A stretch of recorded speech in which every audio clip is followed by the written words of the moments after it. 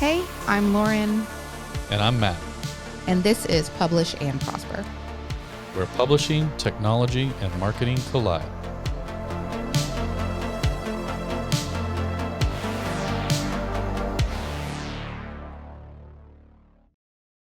Welcome back to Publish and Prosper.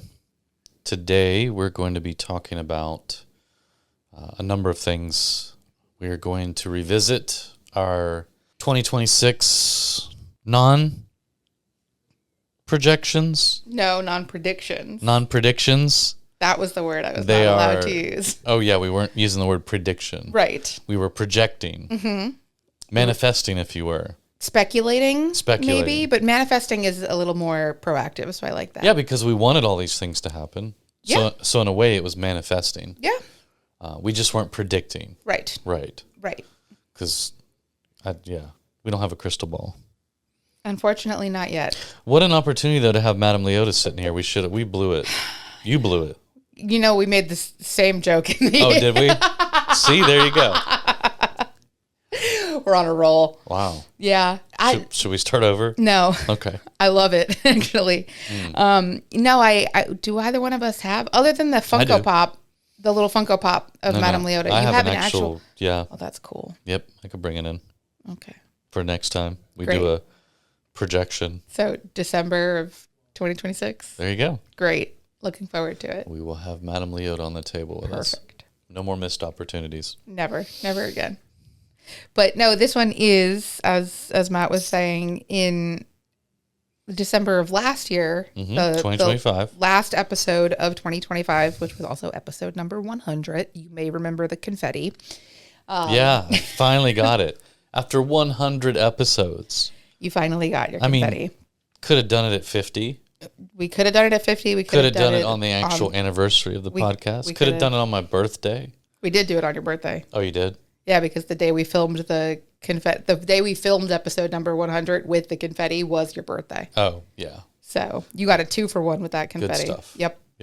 Yes. But once the confetti was over, we sat down and talked through. Each of us made 3 educated statements, whatever you want to say, about things that we thought were going to be trending in the publishing industry in 2026. Yep. So since this is more or less the halfway mark of the year, this episode comes out last week of June, we thought we would check in on those speculations, manifestations, and see how they're coming, whether or not they are, and whether or not we want to make any amendments. I don't think you can do that. I think that's not how this works. No. But I think that we can. I mean, there's at least one of mine that I'm flat out going to say, like, I don't think I was right about this, but I'm going to shift. Only one? Well, we'll see. Okay. We'll see. We'll get there.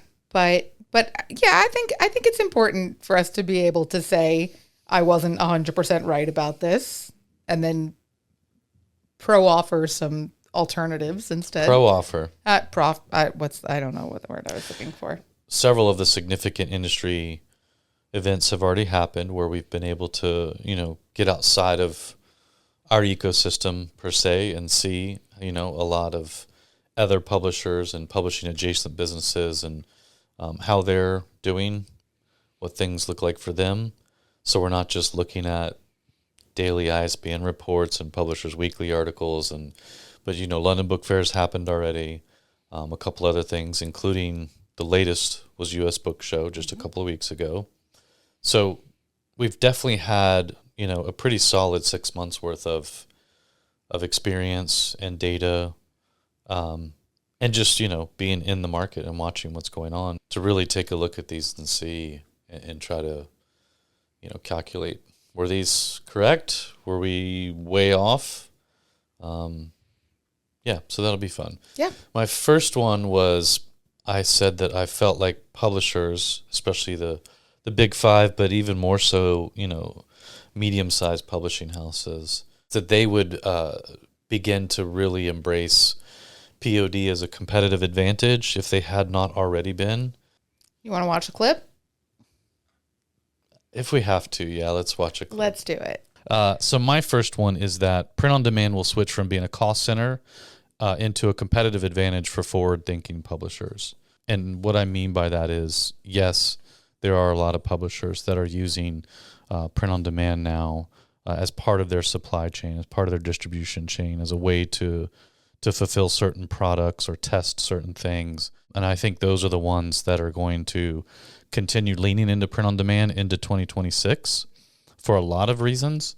And I think others who have been sitting back and kind of watching, or have felt a little bit hesitant, will realize in 2026, especially by the middle of the year, that they really should. Print on demand models will become as important, I think, to the publishing supply chain as some of the other things that have surfaced over the years. All right. So 6 months later, how do you feel? I feel like, for the most part, that's true from what we've seen. For those of you that are actually, pretty tightly integrated into the publishing industry community, you saw that Lakeside, it's a massive printing organization, mostly offset, some digital POD, not much, but mostly offset. They do a ton of printing, for all the traditional Big Five and lots of other, publishers, academic, trade. Lakeside is probably, actually, I wouldn't say probably, they are the largest printing outfit in the United States and one of the biggest in the world. They print something like, gosh, I don't want to get this wrong, but I want to say 60 million books per year. I might be wrong on that. It might be more.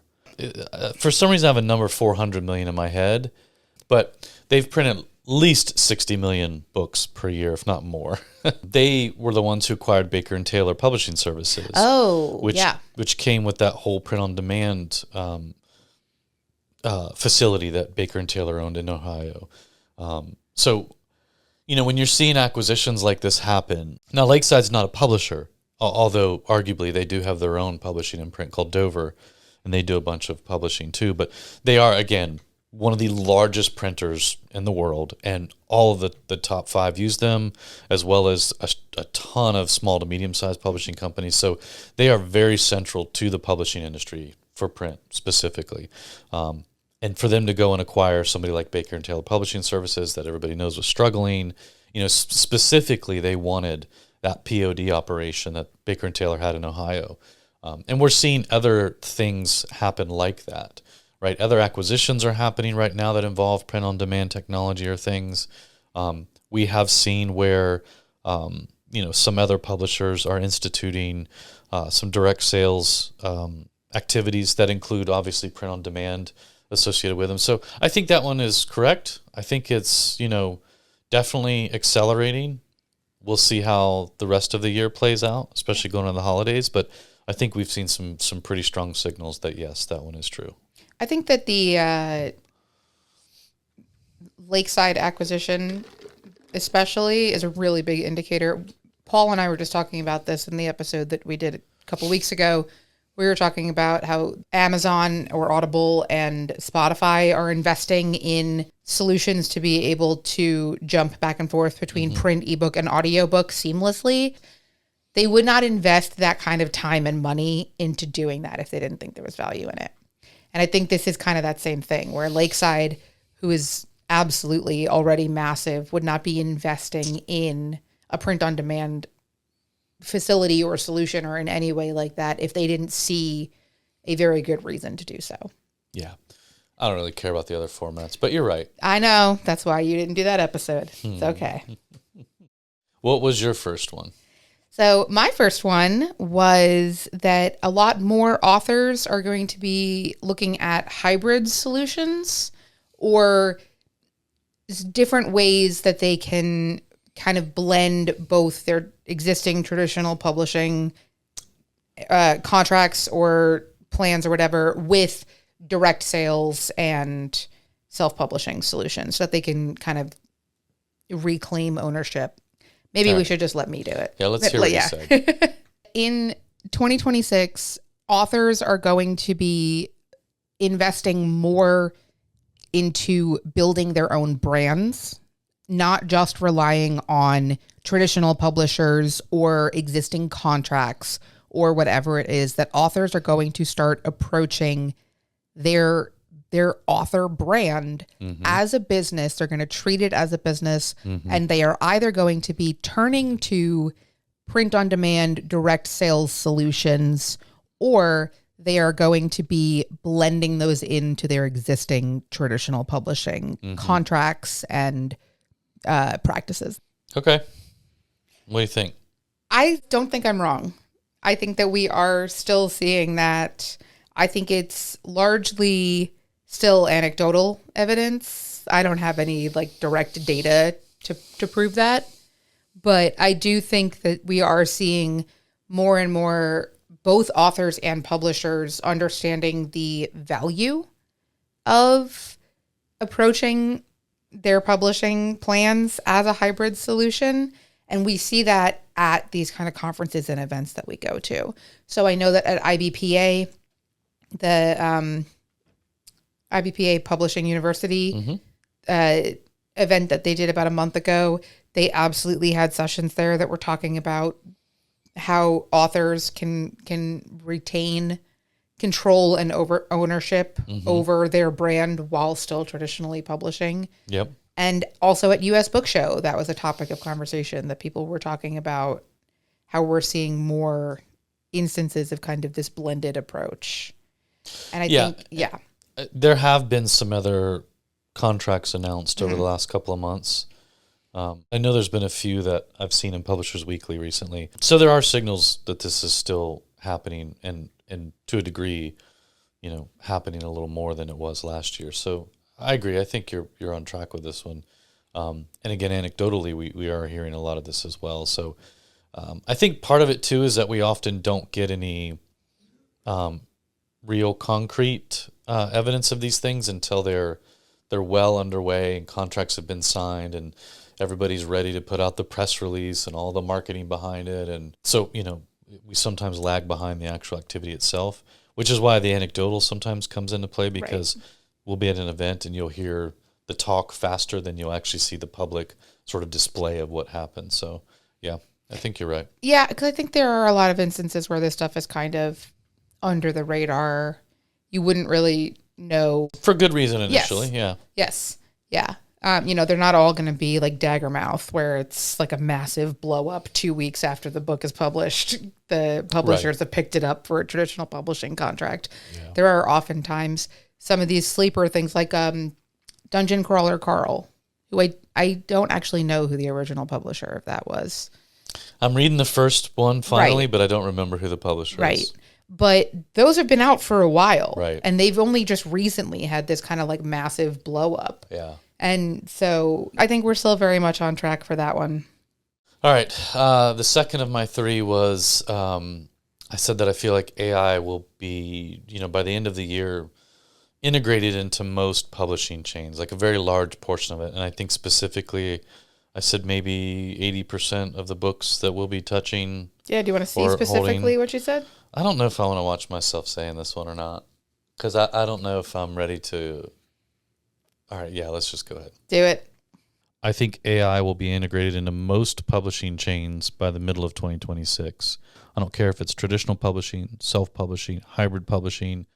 I feel like by the end of next year, or even the middle of next year, really, based on the progress of tools that are coming out, the adoption rate of the publishing industry as a whole, the adoption rate of AI tools for productivity, for things like automated workflows, personalized reader experiences, editing grammar, metadata optimization, like that stuff is really important for discoverability. I think by the middle of 2026, there won't be a title released, maybe 15 to 20% of them, but I think most of them, if not all of them, will have been touched by AI one way or another. And I think a lot of people are going to hate that statement, but understand what I say when I say touched by AI, more from a productivity and automated workflow standpoint, not from a creative standpoint. I think people are still going to hate that. I mean, But yes, but I will say, I do think I'm on track for that one too, because again, every show we've been to this year so far, at least 75% of the articles that have been published, whether in Publishers Weekly or any of these other industry, outlets, every podcast, it seems like everything is so AI oriented. Now, of that, a good percentage of it is still on this idea of like, oh God, don't let it write your book, or don't, like, yeah, okay, we get it. But the rest of it is very productive conversation around using AI for workflow. And in fact, again, the last show we were at was US Book Show. yeah. And some of their main panels and discussions were on AI. And you had a panel where you had, top executives from Sourcebooks, from Hachette, from Authors Equity, right? 3 different areas of publishing in terms of size and scope of what these publishers do. And all of them talked about how they're, ethically and I think responsibly incorporating AI into how their companies, work, how they become more efficient and productive. Again, from a back office operations standpoint, none of them are letting AI anywhere near the creative side of what's going on. And so, yeah, I mean, again, 3 of the biggest entities right now in publishing representing, a wide scope. Authors Equity is a little more like that hybrid approach. Hachette is Hachette, and Sourcebooks is teetering on, I wouldn't actually call them a medium-sized publisher anymore. I think they're large, Yes. Which has also been a really interesting thing to see this year. Sure. Or the last few years. So, yeah, I think I'm on track with that one. I don't think people are going to like that, but, again, remember, we're not talking about using AI to write the book, even do any heavy editing or any cover design or any of that stuff. We're strictly talking about, all that other stuff that most people don't want to do anyways, and B, quite frankly, having, another process in place, another step, another QA or quality control checkpoint, I think is a really good thing. So, yeah.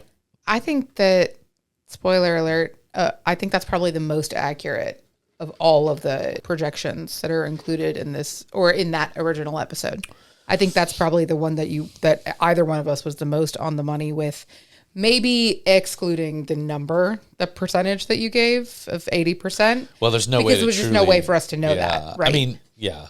But I do think that, yes, absolutely, especially after listening to these sessions at US Book Show and understanding, because you also did in the full episode, not just that little clip that we just watched, you did go on to say that you think there will be pushback from the general public about using AI creatively to write and do cover design, and rightly so. And you were also correct about that. We have seen some pretty big instances and examples in the last 6 months of books getting terrible press or outright canceled because it came out that the authors used AI in the production of it. Yeah.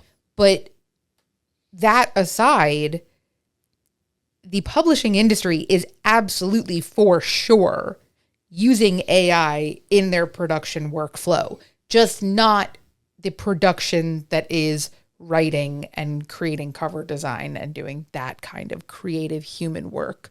Yeah. But 100%, yes, the publishing industry is using AI. Well, all the smart ones are. Yes. And I think that based on the conversations that we were hearing at US Book Show, more and more people are going to be adopting that if they're not already. Yeah, and I shouldn't even say the smart ones are. I mean, I think, because I've even talked to a handful, in a way where, I'm having a conversation with a small to medium-sized publisher about, using us for print-on-demand fulfillment, things like that, but also having conversations around AI and what they're doing with it. And, a lot of them still aren't actually using it or using it very, very much because they're still in that exploratory stage, which is totally understandable. I think what's important is the openness and willingness to try it and see, just how much free time can you create for your team to be working on more meaningful things, more creative projects, and spending more time with your authors or finding new authors. I think that's where humans are needed the most in the publishing process. Absolutely. So, yeah. Okay. One of the things I'm gonna deviate a little bit here. One of the things that I thought was particularly interesting, that was a topic as part of this AI discussion at US Book Show, was talking about how AI and the discoverability that AI gives some books is really kind of shedding new light on backlist titles for a lot of publishers. And we're seeing a lot more backlist titles that maybe underperformed originally are finding their audience now because of the increased discoverability and the more accurate discoverability that goes It along is a with deviation. That Yes. has nothing to do with publishers using AI smartly necessarily. It just has to do with the general sort of nature of discoverability. I mean, it does if they're updating their metadata for their old titles. But I think that because of that, I think that as a side effect of that, if they start to see these changes where backlist becomes more popular, we're going to have to go back to that first prediction that you made, where publishers are going to have to look for print-on-demand solutions that are going to make their backlist titles available, because you can never predict what backlist title is going to suddenly go off and have a viral moment on TikTok, and now it's like highly in demand for a book that was out of print 6 years ago because it undersold 10 years ago. The possibility of it now is much more, is greatly increased beyond what it was a year ago, 2 years ago, 3 years ago. Yeah. Exactly. Yep. My number 2 was on community and community building. And this is the one that I'm going to say outright, I am going to amend because I think I was a little wrong about it. Or not wrong. I'm with you. Let's roll the tape and then I'll elaborate on how I'm wrong. I've been near a lot of conversation this year about community building and about the importance of proving authentic human connection and human relationships, and making sure that you have like genuine and authentic relationships with your audience, your fans, your readers, your buyers, whatever content it is that you're putting out there. But I've also been a part of a lot of conversations where people are talking about how that is getting harder and harder to do for various reasons. A lot of reasons, like no universally accepted solution has come out to replace Facebook groups. I see. So you're talking about actual platform technology. Is that what you're saying? Yes. Okay. I do think that we are kind of reaching a breaking point with that, where people are going to be putting more active effort into not just building community spaces, but also actually attempting to find a way to do that successfully. Yeah. Because I think that it is becoming more and more important. So the thing is, see what had happened was, we have not technologically found any kind of replacement or universally accepted solution for a good community space.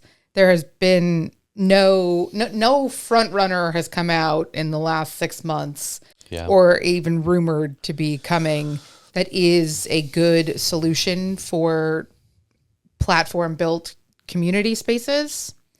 So I was wrong about that.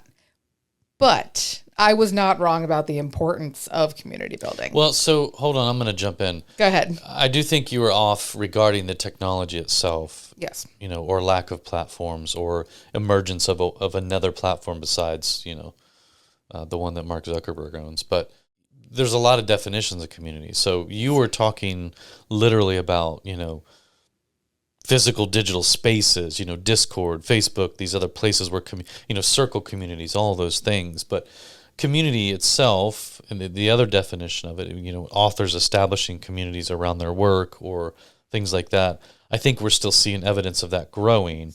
And even more so, in general, the community of writers and creators and authors, we are absolutely seeing evidence of that continuing to grow and the need for it because of how we see people interacting at these in-person events. More and more of in-person events are cropping up. We've seen events that were primarily virtual or digital, now switching over to in-person.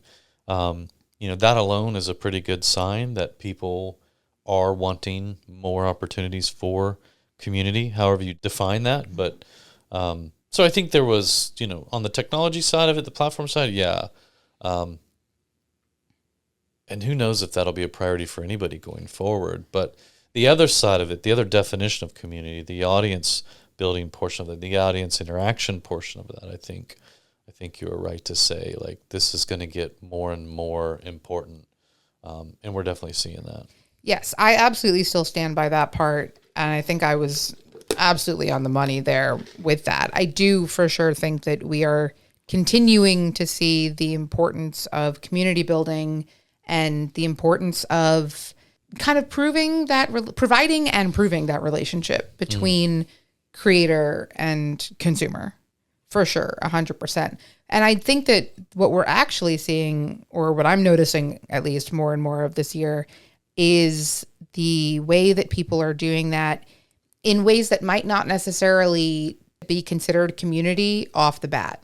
I was watching a recording recently of a live podcast that's a like weekly recurring creator goes live on YouTube and then posts an edited version of the live later. And they were talking about the idea of, like, when you start doing recurring, regularly scheduled lives, people come to them consistently and it's a part of their routine, and it starts to be the same people that are coming to them consistently. And it starts to be a community of not just like these people that are fans of, because podcasting is a kind of a one-way medium.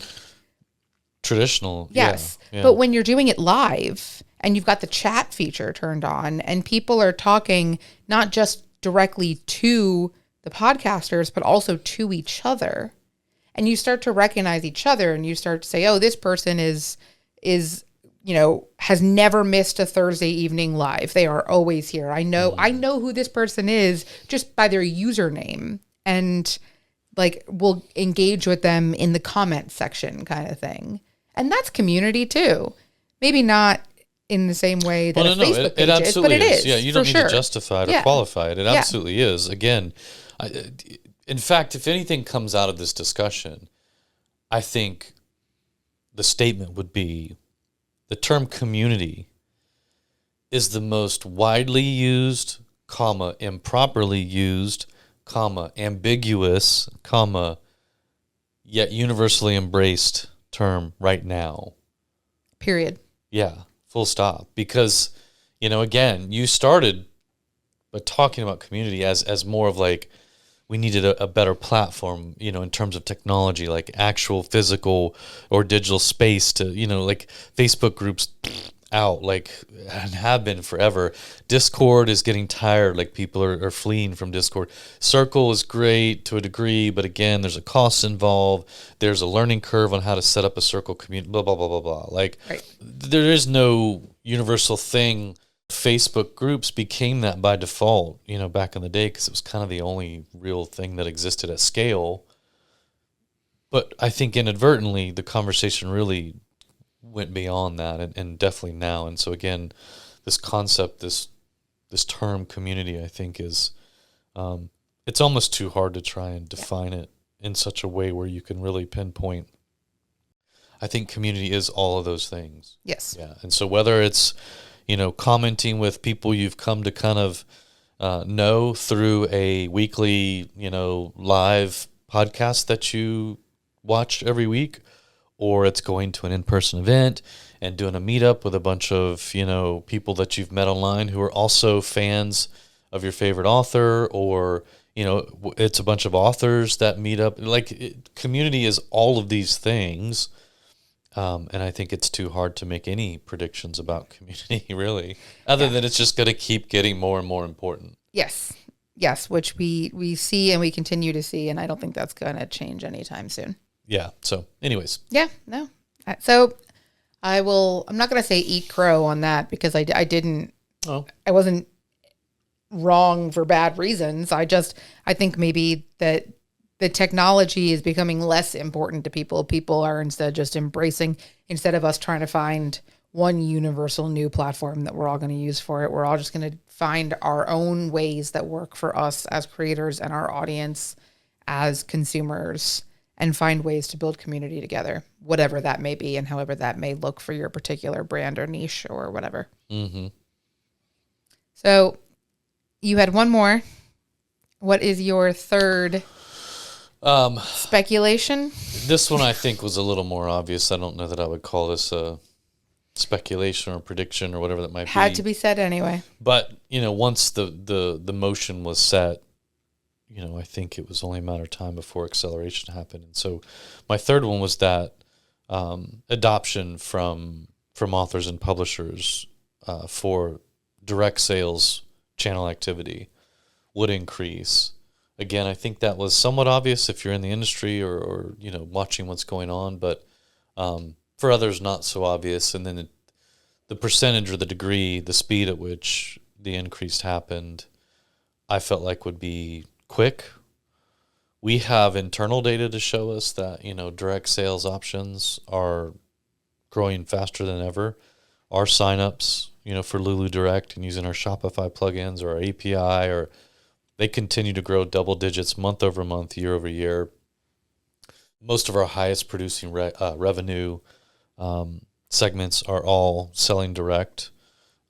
I was pulling some data the other day for something else, and I was looking at creator data, and I pulled let me see if I can find it. I was looking at certain creators and their revenue and their data, and I think what's that, 5 of them right there. So I kind of went through and I pulled what we would consider our top 10 creators / authors based on their audience size and their revenue generated through Lulu. This isn't what they made. This is what they've paid Lulu for printing and fulfillment. But the 5 of the 10 alone, in terms of revenue, their LTV to Lulu is $2.5 million. That's just 5 people, 5 creators / authors. Now, this is probably less important for a lot of people, but it gives you an idea of scale, and ultimately gives you an idea of the importance of building an audience. So between those 5 creators, they have a total reach currently of almost 30 million followers across their social media channels and email lists and things. That's crazy. So again, when you look at the correlation, so almost 30 million in reach, and then in revenue to Lulu, about 2.5 million. Lulu is probably about 1/4 to 1/3 of their cost. So, their gross revenue is going to be somewhere 3-4 times that. And this is why we say, building an audience is important. Being able to sell directly to your customer base and reap higher profit margins, and then be able to remarket to them, it's invaluable, essentially. And so again, this is 5 creators. We have, I don't even remember how many active users on Lulu right now. I should, because I'm the CMO. But it's somewhere around 1.5 million active users on Lulu right now. And that's a swath of 5. Now, these 5 fit into like the top 10, of like creators in terms of reach and revenue. But there's a whole nother level just below them of a couple of hundred that, they are pushing 6 figures, right? And there's a whole nother level of a couple hundred to 1,000 below them that are definitely doing tens of thousands of dollars per year, pushing on that 6-figure sort of 5 and 6-figure window. So, and it all comes down to audience building, and you have to start somewhere. People see numbers like these and they think, I'm never going to have an audience of that size, or, of course they're making that kind of money when they have an audience that big, but they didn't always have an audience that big. Right? They had to build it. And the only way they're going to build it is by being able to connect with them. Yeah. Let's see what I actually said. Go ahead. I'm scared. I think direct sales will continue to grow in adoption amongst authors and publishers because the tools are going to get better. and retail platform sales are getting worse. We've heard a lot of feedback this year from publishers and publishing companies, specifically, that sales from Amazon have dropped. They've declined. Sales from some of the other retail platforms have declined in most of the genres and areas that they sell books in. Obviously, there's a few key genres and areas where sales are still holding pretty strong on several retailers and in several areas. But I think direct sales affords the opportunity to be able to do some of the things that you can't. Okay. Yeah, so we did also go on in that episode to talk about the ability to build your audience and to remarket to that audience for both authors and publishers. So absolutely, I think that was all kind of part and parcel for that specific prediction. But I think it's really interesting. I did not make this connection until we were just watching that clip now. We talked recently in an episode, I think it was in the one that we did on the Pew Research and that article that was published, that we're seeing declining sales being reported from retailers, but not necessarily because people aren't buying print books anymore, but because book sales data does not include a lot of direct sales or indie published book sales. So as we're seeing an increase in the data's underreported for sure. Right. Yeah. So I think that is continued evidence that you are right about what you were saying just now and also in that clip. Well, again, I think this one was a little more obvious and probably, an easy one for me to put in there. But I think the part that I really wanted to focus in on was publishers, more and more publishers adopting direct sales too. And, for those of you that don't generally buy your books directly from the publisher, most people don't right now, I challenge you next time, you want to go buy a book, find out who the publisher is of that book, go to their website. I bet that more often than not now, they have the ability to buy it direct from their website.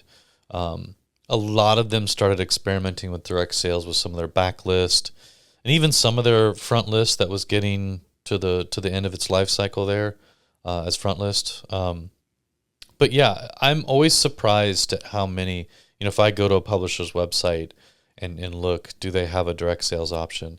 Now, some of them have the appearance of direct sales, and then you click like buy the book and it takes you to Amazon, which also is like mega stupid. Like, to get somebody to actually come to a publisher's website and want to buy the book and then you send them away, like, that is the dumbest of the dumb. Like, so any individual creators and authors right now who still aren't, really adept at selling direct or haven't really tried it yet, don't feel bad. There's a lot of publishers who actually are trying it and they're still doing it the wrong way and really, screwing up. But the important thing is, we say this all the time, just get started. Yep.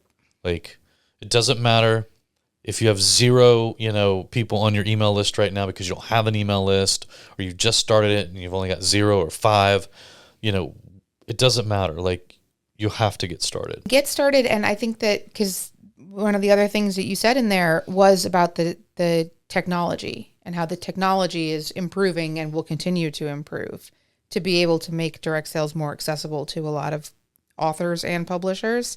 And we have already seen that so far this year. We've done a couple episodes on choosing the best direct sales solution for you, whether that is something that is a fully customizable, very robust API solution, or some of these like very basic, just really entry level, building your own website solutions, or even using some tools that will help you facilitate that for you. Yeah. And I think we're going to continue to see more improvements in that technology in the next 6 months.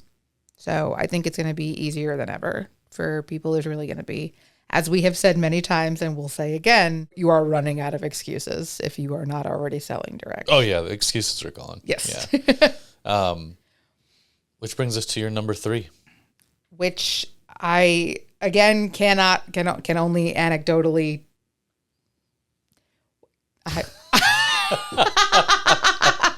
I forgot that was there, and I was like, I wonder if I can sidetrack her. I'm like a cat. My own cat doesn't give it doesn't care at all about a laser pointer, but you literally just cut me off mid-set. Now you know how to get me to stop talking.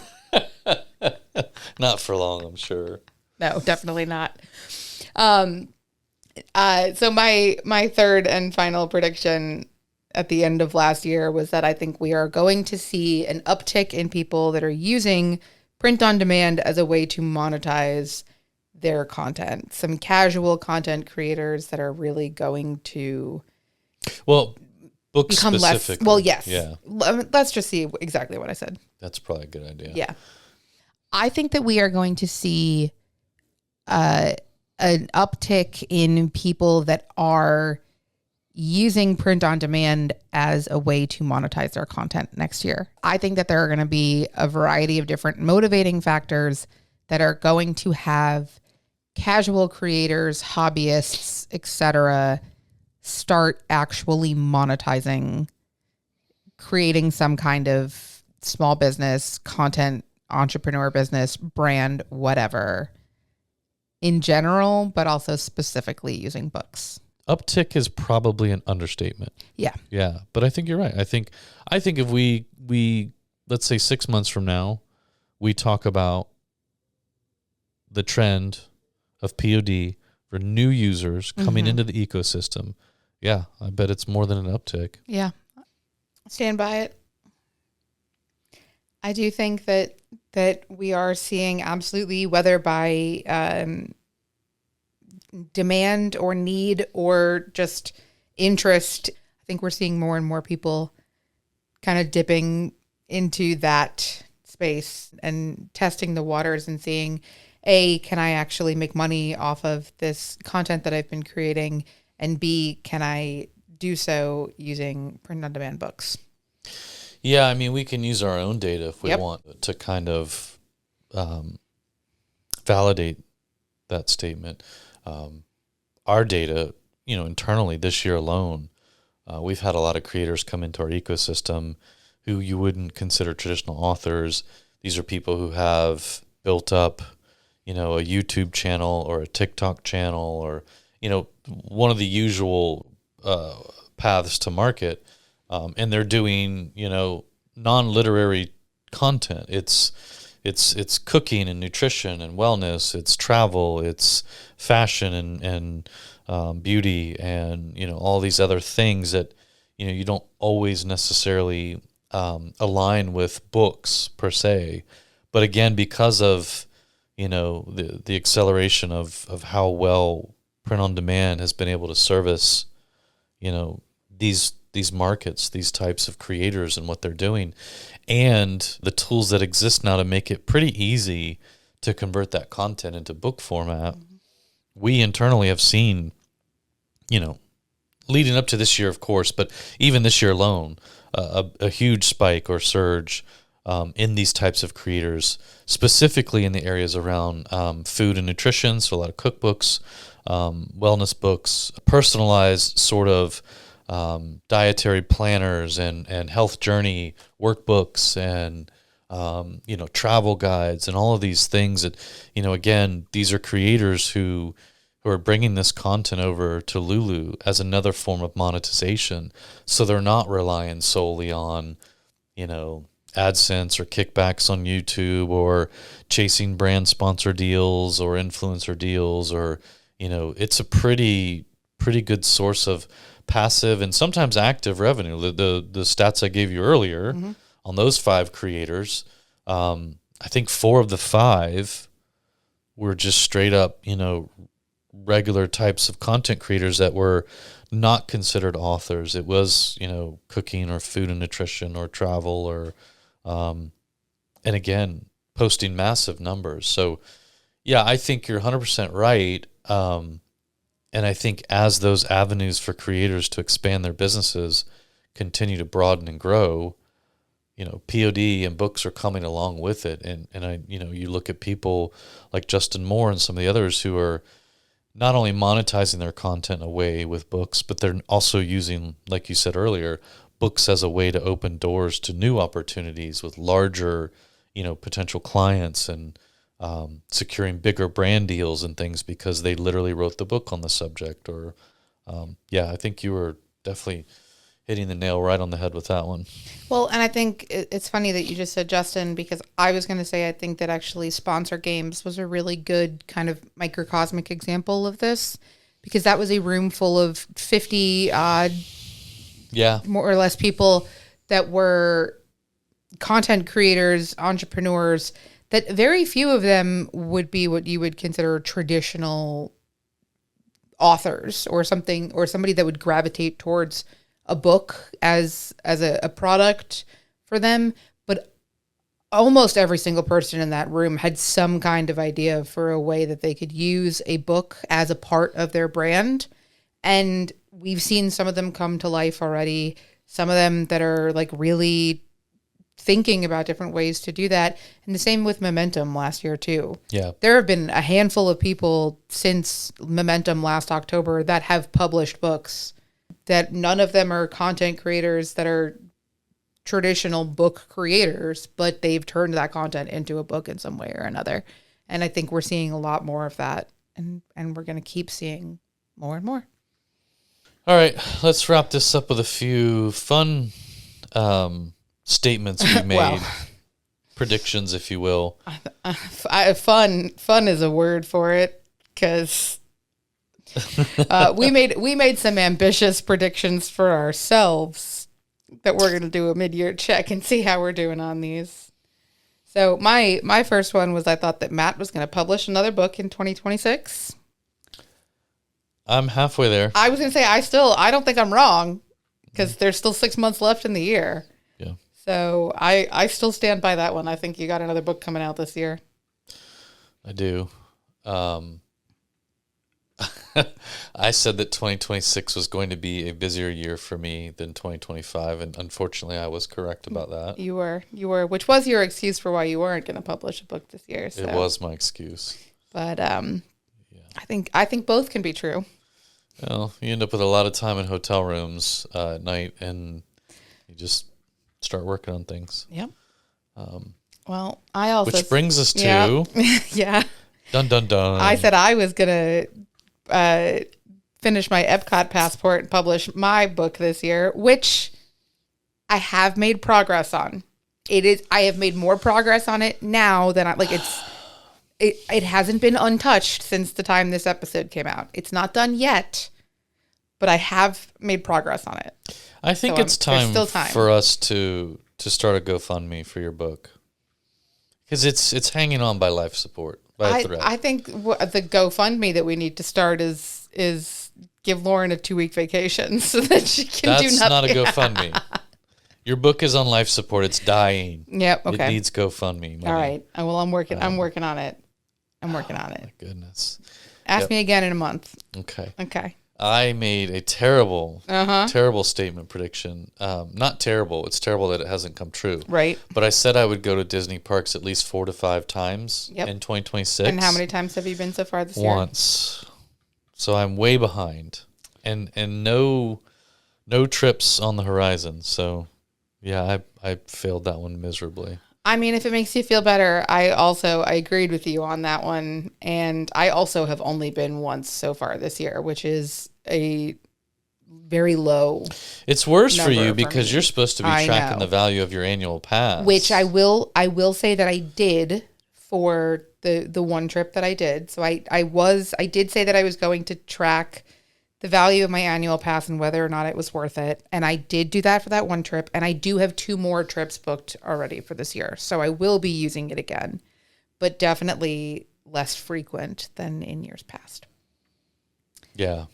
I mean, that's a shame. It is. For both of us. There's still time. There is. Yeah. Maybe I should go work on that after we finish recording. I think you should.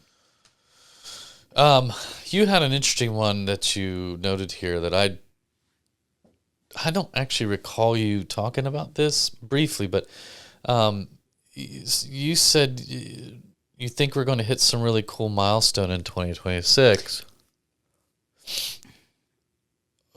What is that? Well, so this original episode that we did was episode 100. Uh-huh. And we thought that was a pretty cool milestone that we'd hit 100 episodes. Right. So I was going to try to find some kind of cool milestone that we could hit this year that isn't necessarily an episode number count. Gotcha. But I'm still not entirely sure what I want that to be because, it could be followers. It could be downloads. It could be episode plays. It's hard to set a goal like that. That is a little bit more variable than something like how many episodes we've put out this year. So, unfortunately, it's still something that I'd like there to be something that at the end of this year we can say, wow, we did something new this year that we haven't done before, and it was pretty cool. Maybe we've maintained our jobs. We have maintained our jobs. Despite this podcast. There is that. Or in spite of this podcast. There is definitely that. But I don't know. Something will come to me. All right. We've still got time. Well, overall, I don't think we did too bad. No. We didn't need Madame Leota here to tell us. I think we did pretty good. I think so, too. And I think, do you have anything you want to add? Any new speculation for the rest of the year?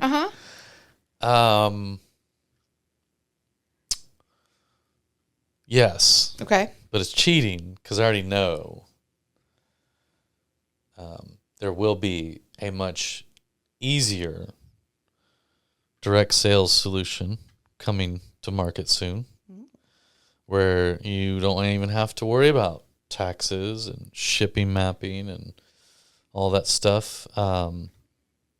Should be in market a couple weeks after this episode airs. So that's a prediction. So you predict that direct sales is going to be, or selling direct is going to be easier and more accessible than ever before? I predict there is something coming to market that is going to make it easier than it's ever been. I like it. So, there's a lot of pushback on direct sales, and rightly so for some.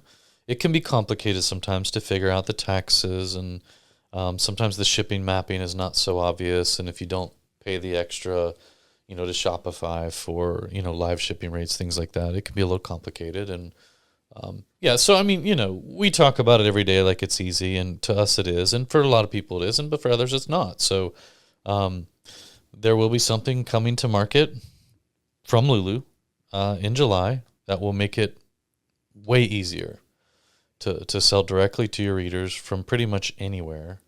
So we're very excited about that. So it's not really a prediction. It's a little more of a manifestation.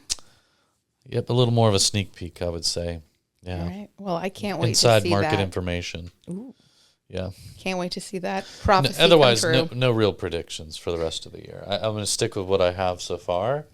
I would probably amend my Disney one.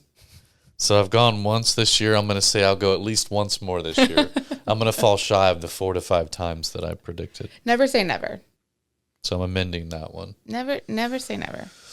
You don't know. Yep. What about you? I don't know. I think there's going to be some really cool breakout book published using Lulu this year. That's going to be my absolute.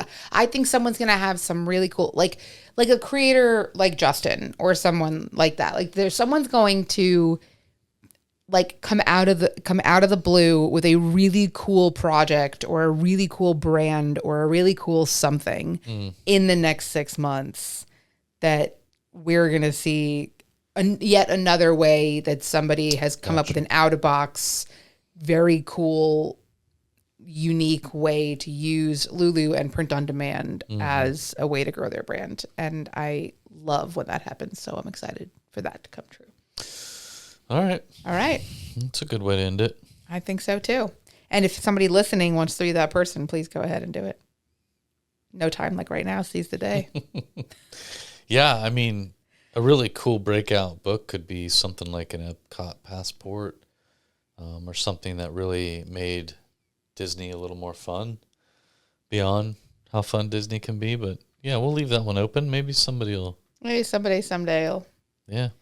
Someday somebody will write that. Maybe I've got one in my drafts folder.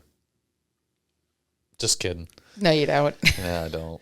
All right. Yep. Well, If you've got a breakout book idea, let us know, or just go ahead and publish it and then let us know when it's live.